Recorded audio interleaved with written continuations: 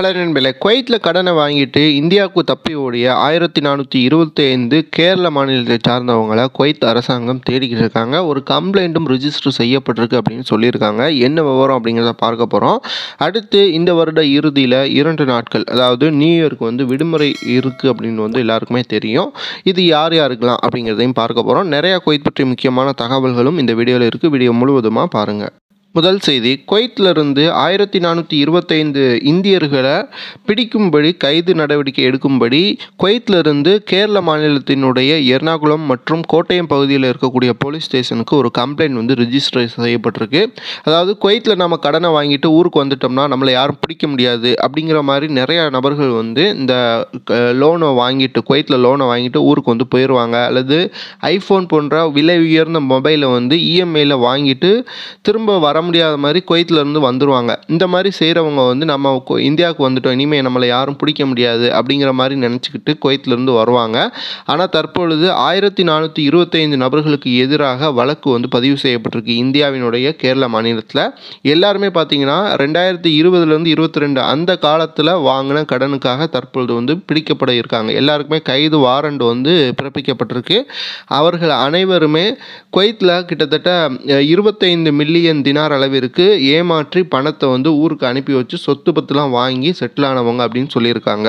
இப்போ வரைக்கும் தமிழர்கள் யாரும் இதில் ஏமாற்றலை அப்படிங்கிறது தான் ஒரு மகிழ்ச்சி அளிக்கக்கூடிய செய்தியாக இருக்குது. அதே போல் இந்த ஏமாற்றத்தை எப்படி பண்ணாங்க அப்படிங்கிறதையும் குவைத்தினுடைய பேங்க் தெளிவாக வெளியிட்டிருக்காங்க. 2020-22 காலகட்டத்தில் இவங்க என்ன பண்ணுறாங்க அப்படின்னா, அவங்க சம்பளத்துக்கு தகுதியில் ஒரு லோனை வாங்குறது, அதை உடனடியாக கட்டிடுறது.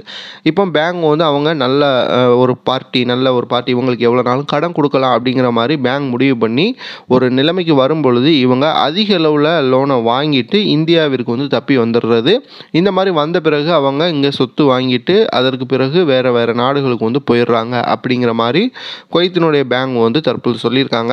எர்ணாகுளம் மற்றும் கோட்டயம் பகுதியில் இருக்கக்கூடிய போலீஸ் ஸ்டேஷனில் 10 கேஸ் இப்போ வரைக்கும் ரிஜிஸ்டர் செய்யப்பட்டிருக்கு. 1428 குவைத் நர்ஸ்கள் உட்பட 1425 இந்தியர்களினுடைய டேட்டாவை இந்தியாவினுடைய அரசிற்கு குவைத் அரசாங்கம் கொடுத்து அவங்கள பிடிங்க அப்படின்னு சொல்லியிருக்காங்க.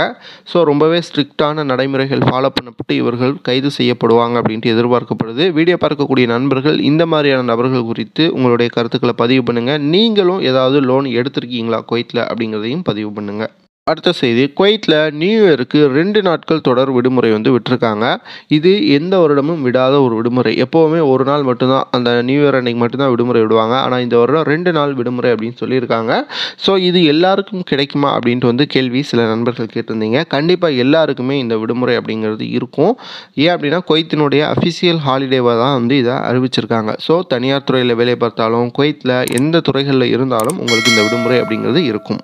அடுத்து, மிடில் ஈஸ்ட் ஃபுல்லாகவே தற்பொழுது போர் எங்கு பார்த்தாலும் பதற்றமான சூழ்நிலை. இதனால் குவைத் அரசாங்கம் என்ன முடிவு பண்ணியிருக்காங்கன்னா, குவைத்திற்குள்ளே யாருமே அனுமதியே இல்லாமல் ஒன்று கூடக்கூடாது அப்படின்னு சொல்லியிருக்காங்க.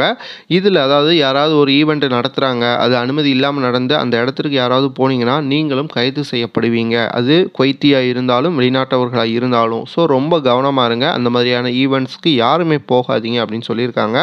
இதற்கான முக்கியமான காரணம், தற்போது சிரியாவினுடைய நிலைமை அப்படிங்கிறது கிளர்ச்சியாளர்கள் கைக்குள்ளே போயிருச்சு. அங்கே இருக்கக்கூடிய கவர்மெண்ட் கவிழ்க்கப்பட்டிருக்கு.